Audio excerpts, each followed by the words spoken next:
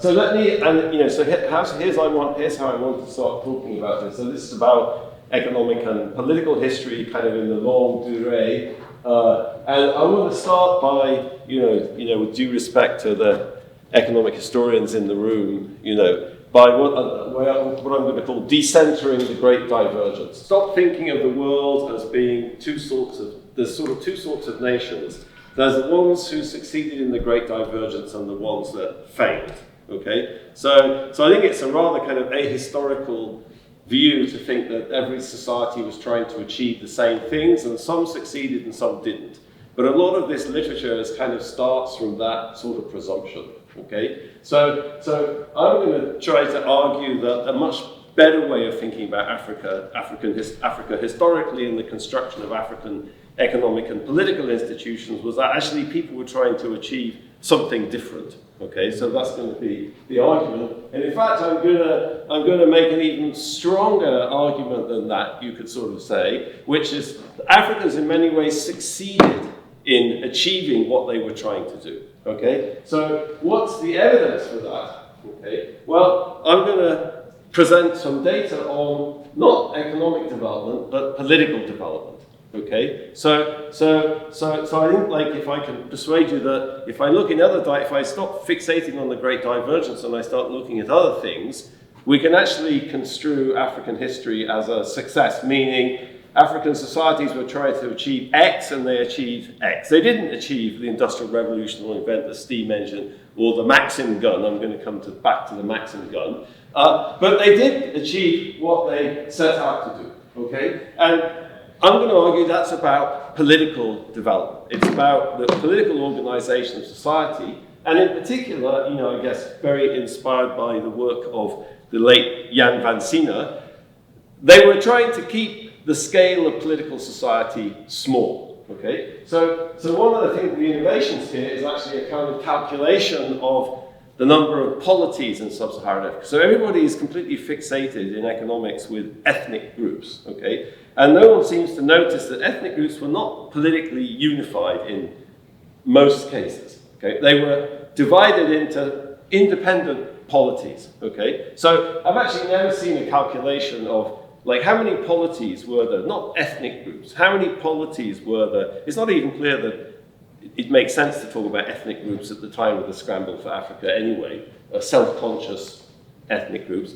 But let's think about political society in terms of polities. What we did is, let's take the Murdoch, I have a paper which describes all of this, you're interested in the details now. We took this variable from the Murdoch Ethnographic Atlas, which is levels of jurisdictional hierarchy.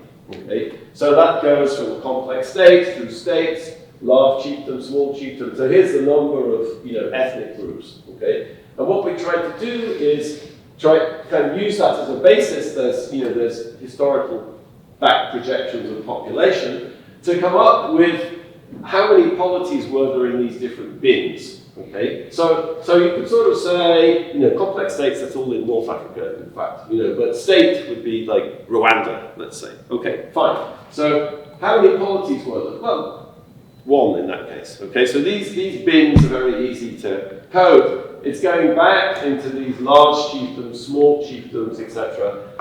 That's more complicated. Okay, so the way we've approached this is really just to kind of go through every single historical and ethnographic source we can find to come up with these numbers. So some of these are easy to come up with because they're very well studied historically. For example, if you want to know how many polities were there in Mendeland in the south of Sierra Leone in the 19th century, well, Arthur Abraham has a book where he reconstructs basically the political history of the southern part of Sierra Leone in the 19th century. So some places we have very detailed information. Other places, there's very little information whatsoever, and then basically we just kind of make an analogy to a place that looks similar, okay? Other places are extremely complicated conceptually, okay? So like for example in eastern Nigeria, that's a place with extremely fragmented political authority, kind of village, every village, almost every village was independent. Nevertheless, if you read Ford Jones's book in the Ethnographic Survey of Africa, they basically go through,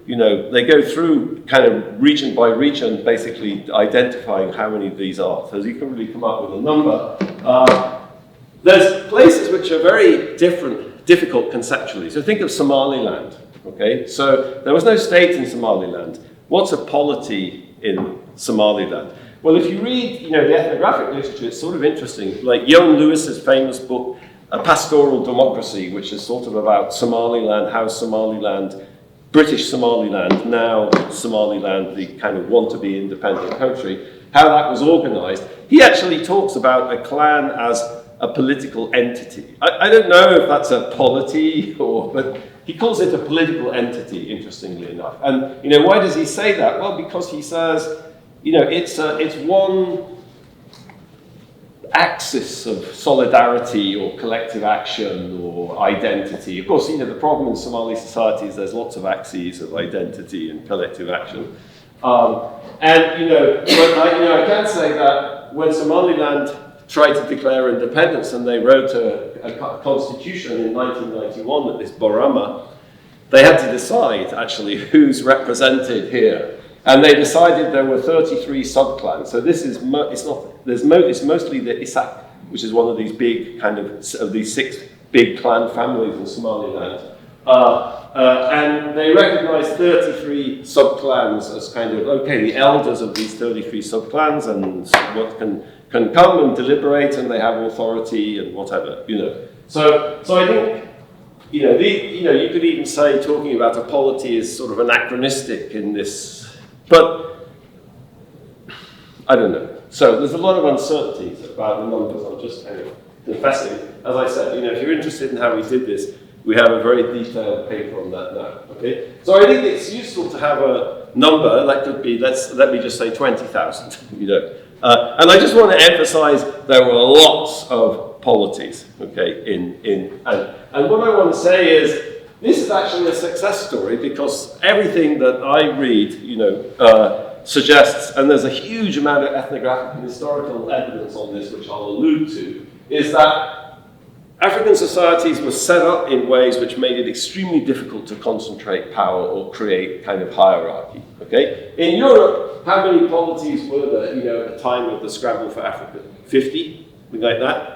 Okay. So I don't want to look at 20,000 polities and say, oh gosh, there's another failure. I think it's actually, I want to say that's a success, okay? But of course it's a success. The argument here is going to be, yes, it's a success, and I'm going to talk about some mechanisms and what people were trying to achieve and why they were trying to achieve it.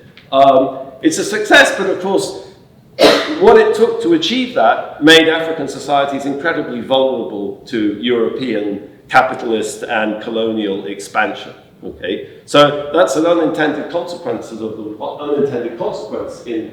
the argument in the book of the way that African societies got organized. Okay, so you can even map this. So if you take this and map it, this is just sort of looking at polities per square kilometer, if you like. So that of course, Eastern Nigeria is sort of off the chart in terms of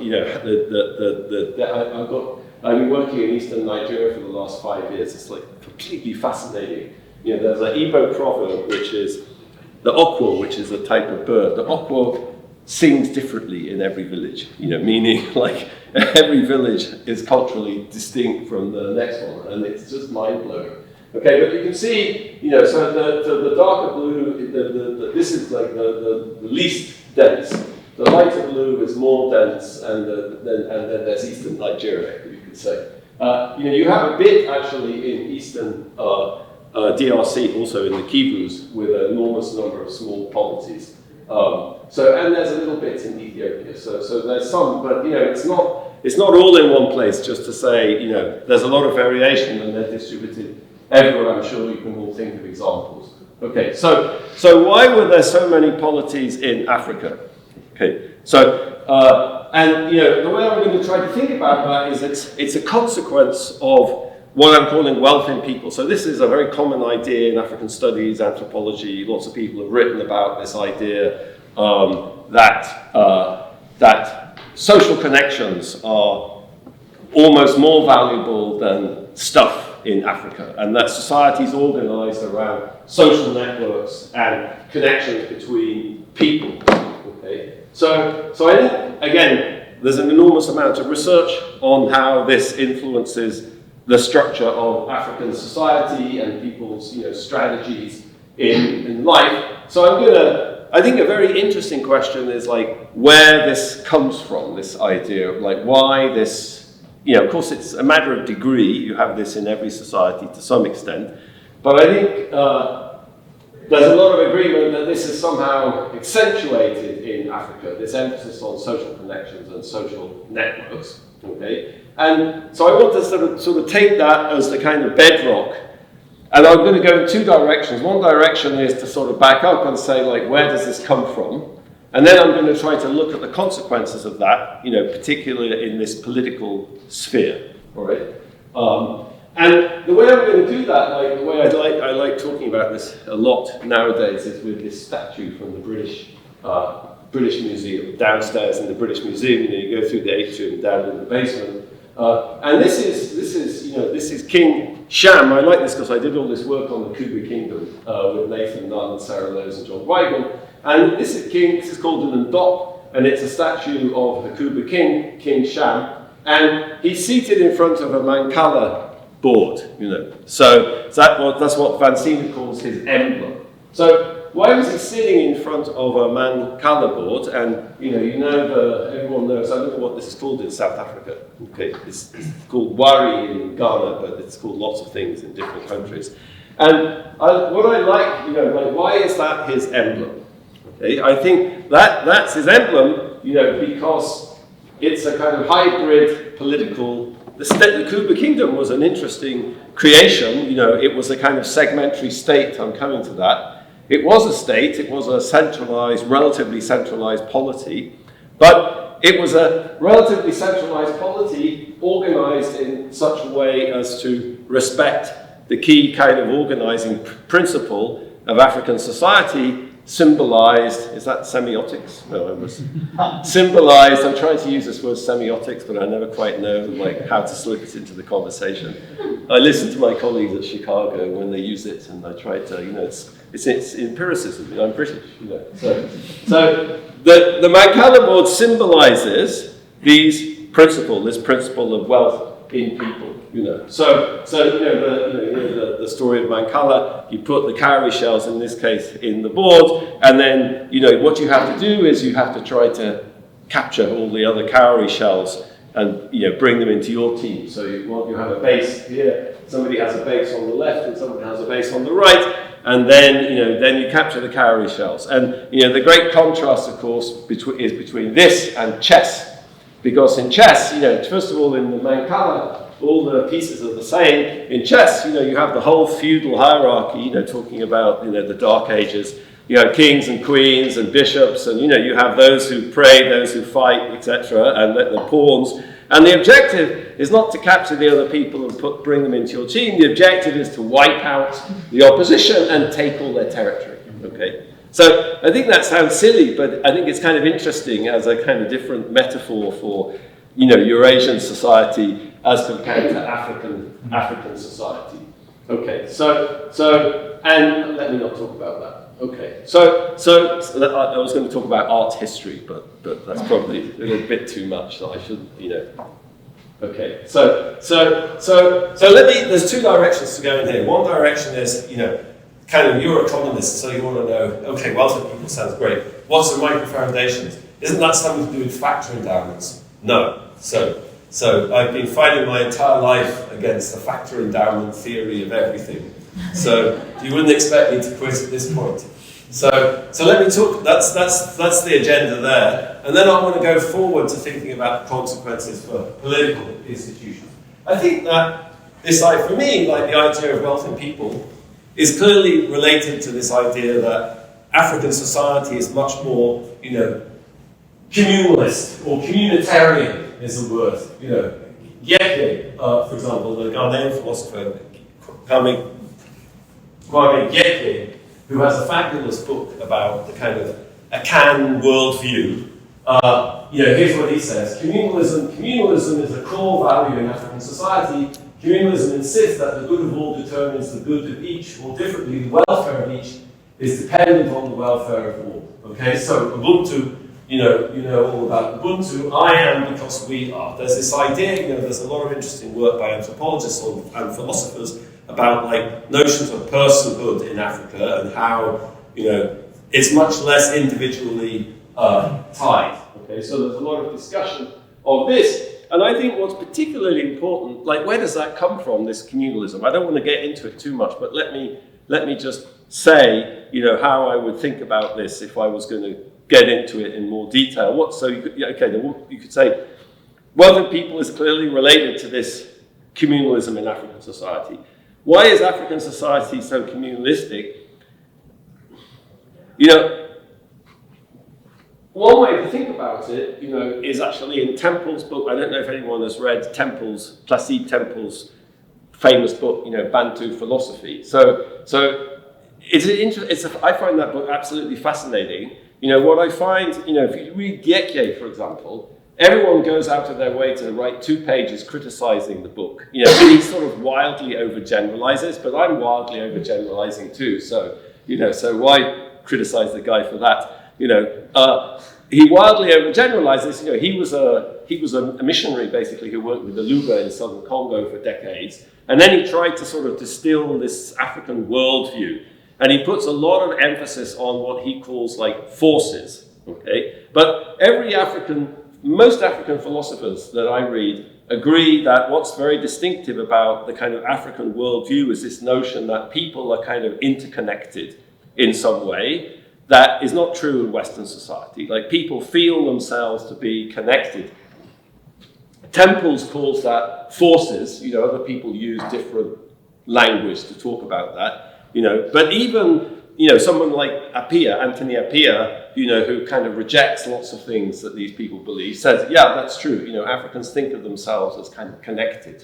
Okay, so if you were going to ask me what's the like the foundations for this, I would go in the direction of it's something to do with Africans' ontological and metaphysical ideas. That seems to be the most plausible way of thinking about it. Okay, and what I'm going to do here is sort of say, what's the connection between sort of communalism and wealthy people and politics? I think that's also in Temples also, because Temples sort of talks about, how people think of themselves in terms, not as an individual, but in terms of the community. And he talks a lot about the institutionalization of that community. So here he's mentioning the clan, and he sort of says, Africans have an ontological duty to preserve the clan. Okay? So a duty towards that force which is superior to them. He concludes it's consequently impossible for them to will the destruction of the clan. So he's not terribly concerned with politics, Temples, but he points out that these institutionalizations of the community become extremely valued, intrinsically valued. Okay, so what is a threat to the clan? I want to argue political centralization or the emergence of state-like institutions is anathema to the clan. So why is it in Africa when you get states that form, I'm going to talk a little bit about that, they take this so-called segmentary form. A segmentary state is exactly the merger of lineage groups, kinship groups, clans with more centralized administration. It's a kind of compromise between state and clans. Okay, so David Newbury, who has a historian who has a famous book about like the history of the Rwandan state, his book is called Kings and Clans, not kings or clans. If you read the history of the emergence of the British state, or Max Weber, for example, you see, what's state formation about? It's about replacing king-based authority with bureaucracy and rational legal authority. So if you think about every kind of classic book about the emergence of the British state, it's all about that. Geoffrey Elton's Tudor Revolution of Government in the 1530s. What happens in the 1530s? Henry VIII gets rid of his dependents and kinsmen who are then running the state, and Cromwell basically appoints meritocratically appointed sort of civil servants, okay? So you gradually take your family out of running the government and replace it with bureaucrats. Think about John Brewer's book, The Sinews of Power, about the rise of the fiscal state. What's that? It's about the bureaucratization of the excise tax system after the Glorious Revolution. So you replace one with the other, okay? So why is it in Africa that doesn't happen? And why is it you merge these two things? I think that, and that's it, you could say, there's an argument there are segmentary states kind of everywhere in the world, and that could be right. I haven't written the comparative chapter yet. Ask me, that may take a few years, or it may never happen. But that's King Sham. That's him with his Mancala board. That's the fusion of, the ontological duty to preserve the clan with more state-like institutions. That's going to be the argument. Okay, and I think what you see everywhere in the ethnographic literature, or what I see, which may be kind of somewhat selective reading of the ethnographic literature, is mechanisms. So I talk a lot about mechanisms that make it very difficult to kind of accumulate power in Africa. Mechanisms that preserve the clan, if you like. So here's a great example of Bohannon's work on the Tiv. This is one of my favorite ever kind of articles in anthropology, because Bohannon was particularly interested in why the Tiv, was a sort of stateless society. Okay, so that's not a fashionable terminology in the University of Chicago anthropology department anymore, but I could use acephalous, but that would be even less fashionable. And Marshall Sahlins, before his death, had a campaign to say there's no such thing as a stateless society. What he said, that's like a society that looks like it's stateless actually has a state. It's just like in the heavens. It's in the divine, the meta-human realm in some sense. There is a hierarchy. It's just some of it is on Earth, and you don't see the bit that's in the meta-human universe. Okay, so cool. His last book, which was published after he passed away, is extremely fun and interesting. Okay, so I can tell you the story a little bit from Bohannon's work, and which is he was studying a cult that emerged in eastern Nigeria in the 1930s called Nyambua, and what happened with this cult, here's his photograph of a Tiv diviner, was you went to this cult, and a gentleman called Kokwa, you gave him some money, he gave you something to drink, and then you got a fly whisk, and the fly whisk was to kind of identify witches. Okay, and so what Bohannon points out is that who was accused of being a witch. It's a very interesting story here, but I let me not digress too much. And here's what Bohannon says: men who had acquired too much power were whittled down by means of witchcraft accusations. Okay? Nyambua was one of a regular series of movements to which Tiv political action, with its distrust of power, gives rise to, so that the greater political institutions are one based on the lineage system and the principle of egalitarianism can be preserved. Okay, so what he shows is that basically, people who disrupted the status quo, people who started kind of ordering people around or kind of became like big men, or, they were basically whittled down by witchcraft accusations. So he sort of shows that somehow the structure of beliefs kind of made it extremely difficult to concentrate power or authority in Tiv society. Okay, so I think there's many mechanisms. There's many mechanisms like that. If you wanted to ask, what's another consequence of these metaphysical beliefs, I would say it's this notion that Leonard was talking about yesterday, which is consensus.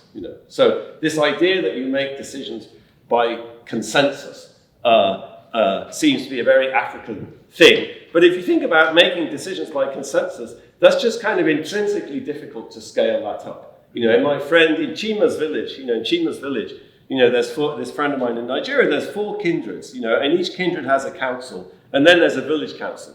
But you go to the council of the kindred, people make decisions super fast. But once you get to the council of the village, there's 4 kindreds. Then it gets much more complicated. So that's not, that's a different kind of mechanism, because it sort of says it's difficult to have political scale if you decide that we need to make decisions by consensus. Why would you need to make decisions by consensus?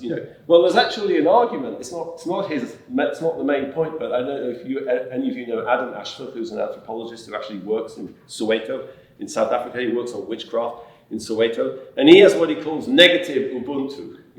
And he is the principle of negative Ubuntu. And negative Ubuntu is, I am, because of you, but you can also destroy me.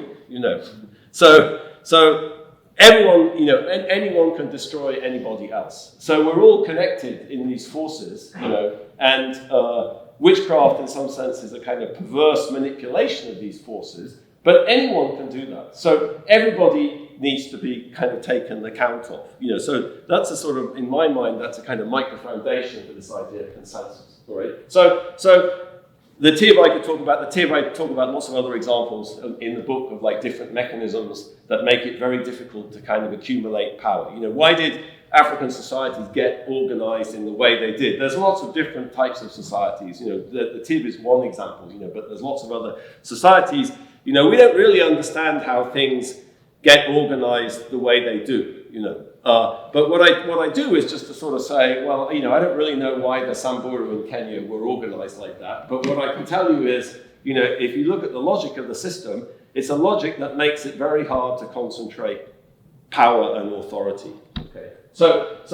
And then there's this whole issue of sort of, the Kuba state, or this segmentary state. Like, how come, when states emerge, like you go to the World Bank and they ask, and you ask somebody, why is Rwanda so successful? They say, well, of course, Rwanda had this centralized state, and it has this history, but no one knows they don't know anything about how the state was organized. The Rwandan state does not look like Prussia, There was no administration, there was no fiscal system. It was all operated through these traditional patron-client networks, social norms, clans. It was a segmentary state. It was not like Prussia. It was something completely different. Okay? So my favorite example, I gave you my TIB example. My favorite example, of these hybrid institutions, of which there's loads, would be, this book by Southall, Allo Society. So this book is like completely unknown, but it should be read by every political scientist. It's actually, he really made a contribution to political theory, in my opinion, because he completely gets this idea that kind of organizing things, in a patrimonial way, as Weber would have said, it's not mutually exclusive with having kind of state-like administration. You can create these sort of hybrids, and that's exactly what happened in Africa. So in many circumstances, okay, so this is up here in northwest Uganda, and here's the story. I'll just give you you have to tell me when should I shut up, 10:15? Yeah, okay, all right. Yeah, 20 minutes. Okay, right, okay, so here's the story, here's the story. It's something like, it's like something out of John Locke's Second Treatise of Government. You have to the west of the Allo, you had a bunch of stateless societies. It's got the Okebo up there, but the Lendu, the Lugbara, etc. Okay, and what they did is they went to the Allo that were more centralized and asked them to give them chiefs, basically. So here's an oral history that Southall wrote down. Amatho was a son of Chief Nziri of the Mukuru. So this is part of the Allo, died about 1880. Awogo, a Lendu from a Metse subclan. So this is a Lendu, so this is one of the people from the stateless society, went to petition the chief for a son to rule them, because the people are scattering because of all the fighting. That's John Locke, pure John Locke. Like Locke says, why do you need a state? Well, because why do you need? He doesn't call it a state, but why do you need government? Because in the state of nature, people get into disputes and there's no third-party resolution. So go break the land, you guard the subjects there. Okay. So they sent chiefs to rule these people. Okay. And what Saddles points out is that this had all sorts of advantages, because these people were outside the kinship system, so they could provide sort of independent third-party dispute resolution. They were rainmakers, so they had supernatural powers that were valuable. They had no claim to land. They were strangers in some sense, so they had no claim to land. And they had no fiscal system, by the way. Okay? So King Xian, by the way, the Kuba Kingdom, the statue, he was also an outsider, okay? Ritually, probably, not an actual outsider like a Wogo. But he was made into an outsider through going, through one of these rites of passage. He went off to the land of the Pende, etc., etc. Okay, like King Alfred, if you've read anything about British history. Okay, so I think this is very related to work that David Graeber and Marshall Sahlins did in their book On Kings, which is sort of about. It's a great book. Also, it's about kings have been completely prevalent throughout the history of human society. We don't have a good theory of kings. Like, what the heck is a king? Why do we have kings? So I'm not going to get into that, but there's a close relationship between this institution of a kind of stranger king coming from outside who has, and here's what Southwell says, limited jurisdiction. So Southwell kind of points out that, what's advantageous of this is these people bring some things, rainmaking, dispute resolution, but they do it in a way that doesn't threaten the basic structure of society. And they kind of fuse with the clan system, okay? How do they do that? Well, they marry into the Lugbara and whatever it is, and they fuse these two things together, okay? So that's Southwell's idea of a kind of segmentary state, okay? The terminology Vansina uses, in his book Paths in the Rainforest, is that, people refuse centralization. So he has this idea of refusing centralization, okay? And it's not just men that refuse centralization, but women refuse centralization too. So one of the things I've been studying in eastern Nigeria for the last few years, I think we're finally going to collect data this summer, is the so-called these dual-sex political systems. So all over eastern Nigeria, you have what are called dual-sex political systems, which are essentially, there's a king and a queen who are completely unrelated, an Obi and then a queen, an Omu. And this goes back a long way. This is an early ethnographic photo from 1914 of the Omu of Okpanam. If you want to know what the Omu of Okpanam looks like today, there she is. Okay, so Okpanam is just across the river from Onitsha, it's a sort of suburb of Asaba on the other side of the Niger. And the Omu is a sort of queen. She's completely unrelated to the king. She's chosen differently. And there's a whole hierarchy of institutions, like one for men and one for women. Okay, what's the history of that institution? Well, it's happening in a context where women are empowered in lots of ways in Igbo society. They act collectively. There's this thing called Umuada, which is the kind of the association of the daughters of a village that act collectively to do all sorts of things. So they're in a situation. So it's a situation where women are empowered. Political centralization for men spreads from Benin. So to the west, you have Benin. It's a large, centralized, pretty segmentary state anyway.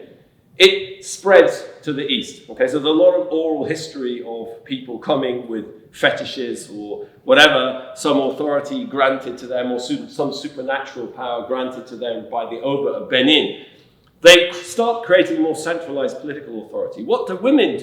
Women create this parallel institution to keep the men under control. Okay, so I want I'm sort of saying wealth in people, not wealth in men.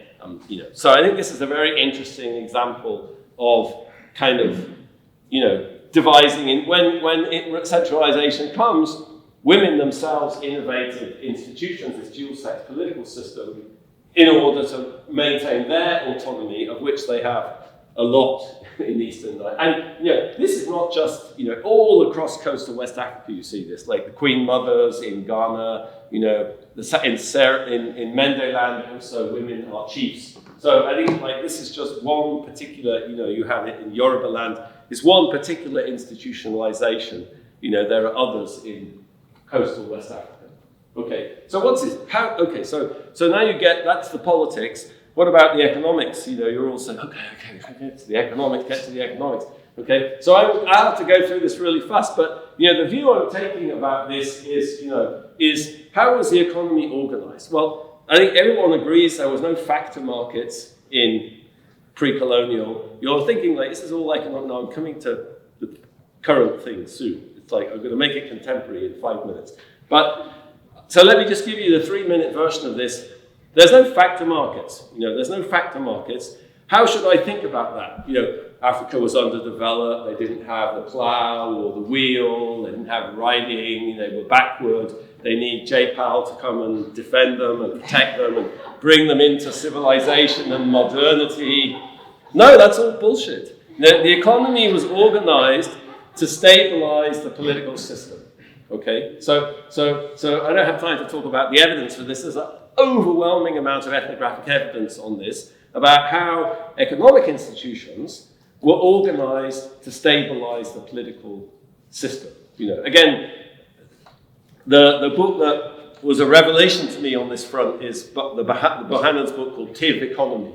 But there's hundreds of examples of this, of just like how institutions, why weren't the markets, like what was it about the word market that Africans didn't understand, okay? They did understand, but they didn't like the consequences. That's the argument, okay? So what a radical idea for the modern world, you know? Like an economy that was organized, you know, in the light of collective interests rather than the other way around, like, you know, in our modern Western society, you know, where we're all slaves of the economy. Okay, so you know, so that's you know, I'm going to call this, you know, Bohannon's called this the constrained markets, you know. And just to think again, I was talking about Bohannon, that's also out of date. It's not out of date. There's hundreds of contemporary examples. You know, if you've read James Ferguson's book about Lesotho, the anti-politics machine, and this whole idea of like what he calls the bovine mystique about how you can't sell cows. It's a classic example of what the anthropologists in the 60s would have called spheres of exchange.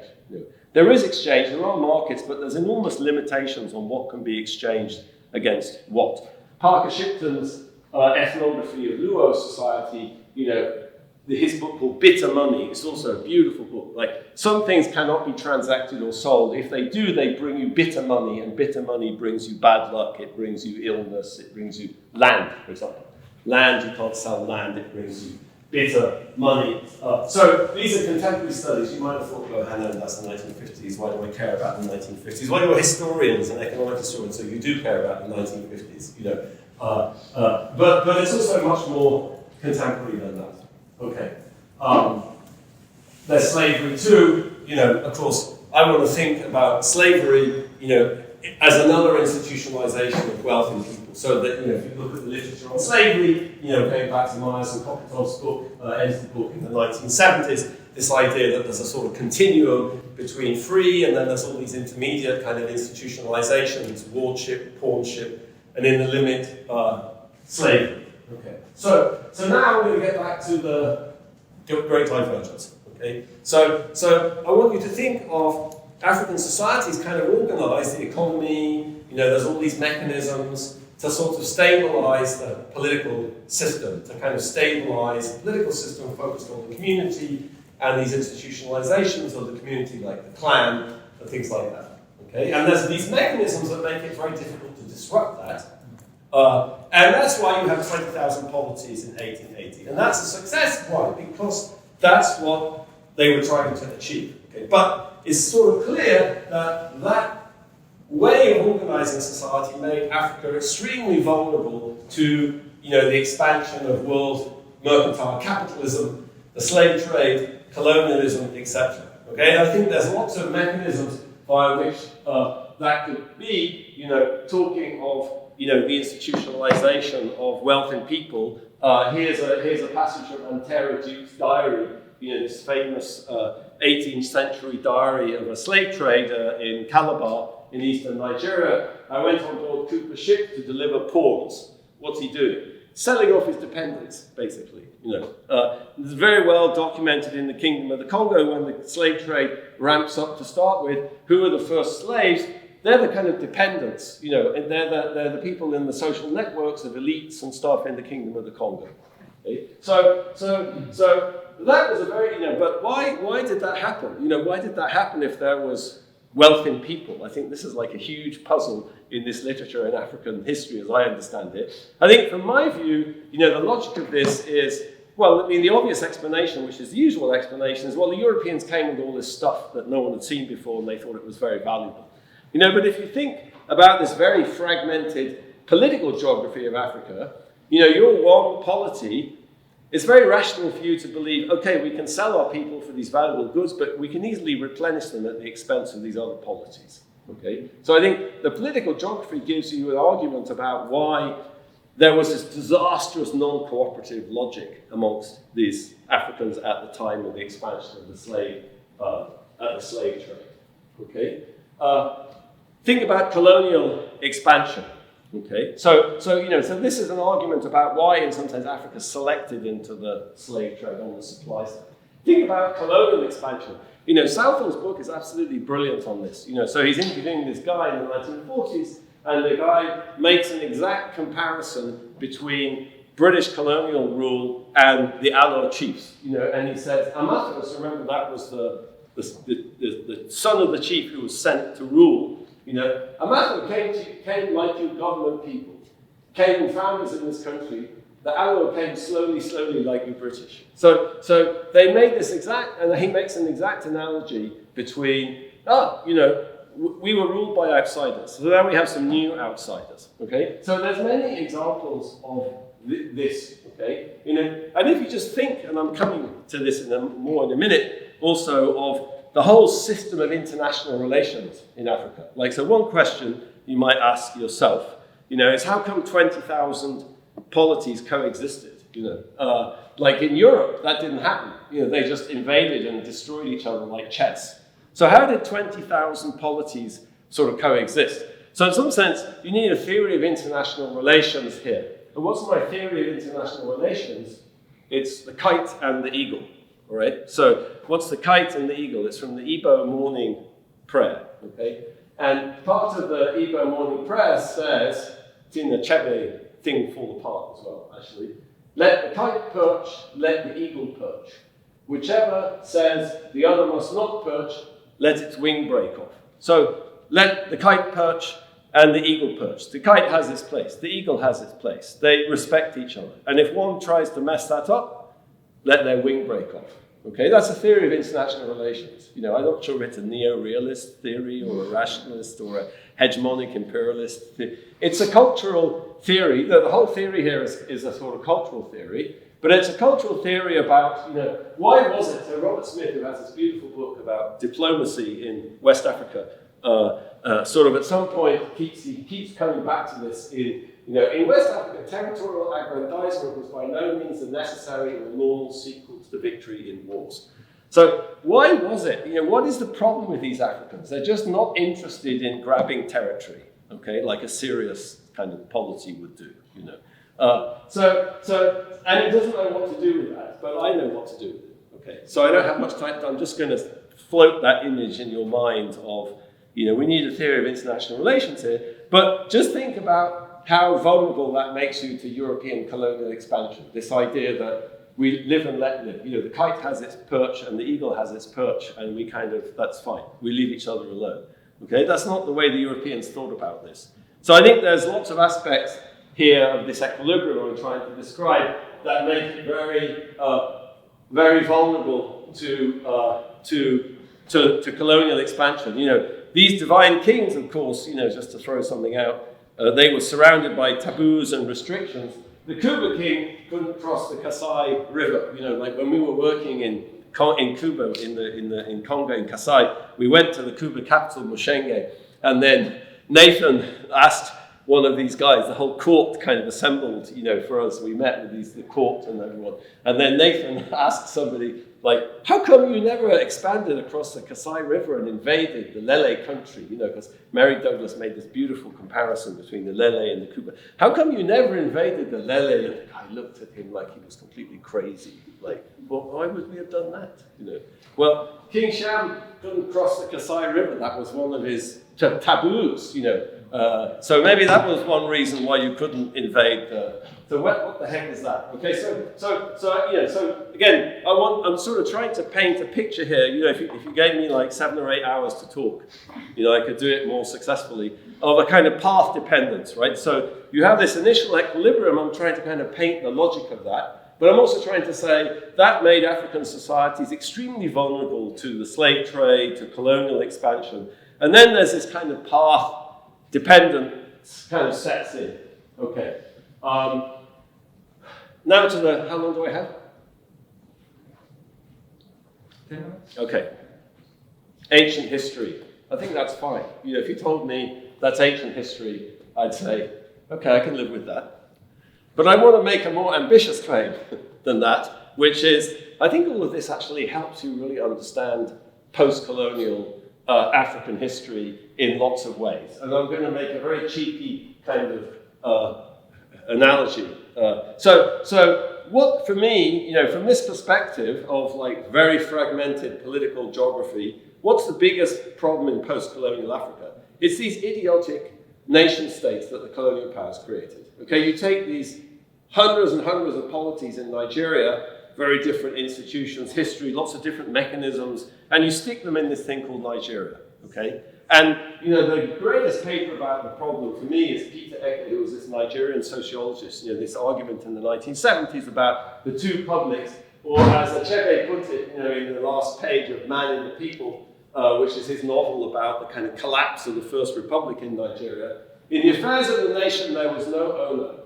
The laws of the village became powerless. So you have at this local level all sorts of functioning institutions and stuff, and then there's a kind of vacuum. It's like that in Nigeria today. You go to the village, everything works great, but then in between there's these interstices. That's one of those words like semiotics. Interstices that it's hard to even pronounce, let alone use correctly. These interstices, like the main roads. The main roads is like anything goes. There's no order. It's just like bandits. But once you're in the village, it's something totally different. That's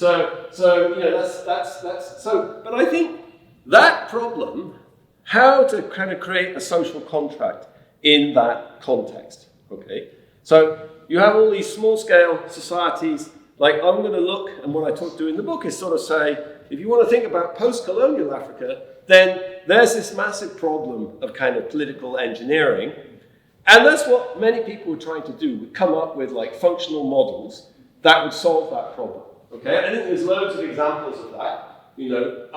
Think about socialism in Tanzania, or that if you read the Arusha Declaration or Nyerere's writing, what was he talking about? His idea was that socialism was going to work because, by analogy to this communal nature of African society, he thought this was a model that would work because it would kind of be consonant with fundamental principles of African society. Okay, I have lots of different ideas about this, but let me just go for the most cheeky version, which I'm going to call scaling up the Allure model. Okay, so I'm going to finish today with my revisionist account of the Mobutu state. Okay, how did President Mobutu run the Congo? Okay, so he's gone down in history as this corrupt kleptocrat, whatever it is. But if you actually read about what he was trying to do in the 60s and 70s, one way of thinking about it, for me, is he was trying to basically run a scaled-up version of this segmentary state. Okay, so one thing to remember about the segmentary state was what Southall said, limited jurisdictions. Okay, so the Allure kings did not provide public goods, or that was not part of the social contract. They didn't have a fiscal system. They had tribute. Okay, they didn't have a monopoly of violence. There's lots of interesting aspects of the architecture of the state.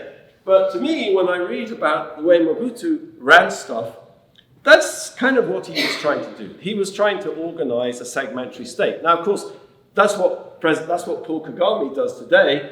Kagame has a real historic basis for that. He can invoke, traditional social norms, traditional social practices. One of the biggest kind of policy mechanisms in Rwanda is this thing called imihigo, which is directly based on this pre-colonial kind of principles of reciprocity and your obligation to the government. And Mobutu couldn't do that, okay? They can do that in Somaliland, by the way, too, because you have all these clans and, the way order is kind of organized is through the clans in Somaliland. So, of course, Mobutu didn't do that, so he had to create these social networks, okay? So, and look at the leopard skin hat. So here's Vansina.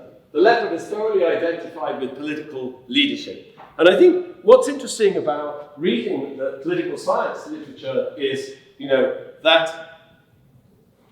Mobutu is sort of portrayed almost as a comic character nowadays in the political science literature. I'll give you an example, which is, so here's Terminal Young, The Rise and Fall of the Zaire State. They reproduce this praise poem as if it was some sort of ludicrously narcissistic thing, Today we are going to admire the guide Mobutu, okay? Without pointing out that praise poem, everybody has praise poems. Praise poems, praise singers, that's just a normal part of power and the exercise of legitimate authority. Even the Swana chiefs, bless them, had praise poems, the really functional part of Africa. Here's a praise poem. Shapira, he actually published all these praise poems. It's a really fun, very funny book. This is Shekedi, this is Seretse Khama's uncle, who was the regent while he was a kid. The lion roared at Shekedi in the veldt. It's praising his bravery in the veldt. He's fighting, but everyone runs away except for Shekedi. And it ends with, give us rain, son of Khama, rainmaking. Okay, so I think a lot of the things which are used to sort of describe the caricature, of kind of Mobutu's rule are very connected to, traditional symbols of authority, right the way down to witchcraft. So Nathan and Sarah Lowes and Eduardo Montero and I, for the last few years, we've been collecting all this data on the supernatural power of chiefs in Equateur in the north of Congo. And of course, that's a big part of the thing, okay? So here's, Franco's famous 1984 campaign song, and it's all about, Central Committee, watch out for sorcerers, Udoki, that's witches, okay? The sorcerers are still here. So you have a problem with witchcraft. How do you combat witchcraft? Elites have to be able to combat it, okay? So that, again, that's what you need. That's what we, in the book, I transcribed a lot of, we did a lot of field focus groups on this and just talking to people about how they thought about this. And it's kind of amazing the way people talk about this in Congo. So, okay, so here's the Prime Minister's praisings. Okay, so you get the idea, okay?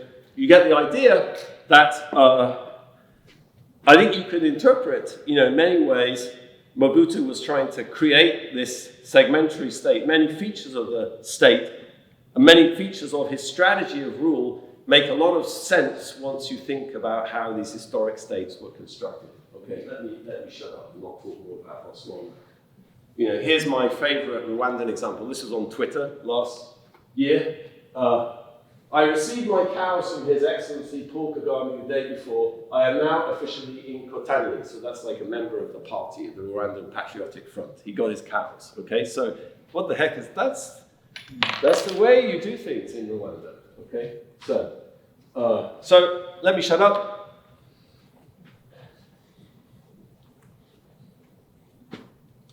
What I would like to kind of argue is Africa's not underdeveloped, it's differently developed.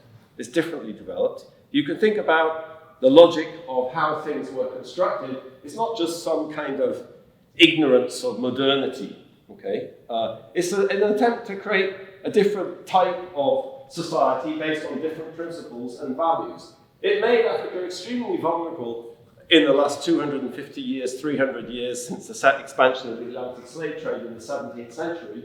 But it has a logic to it. I don't have time to go into it, but I also think that logic there's a lot for us to learn today in the logic of those societies. So I wrote a paper a couple of years ago called Africa's Latent Assets, which is sort of about, if you start thinking about the sociology, I feel ashamed talking about sociology in front of the actual sociologists.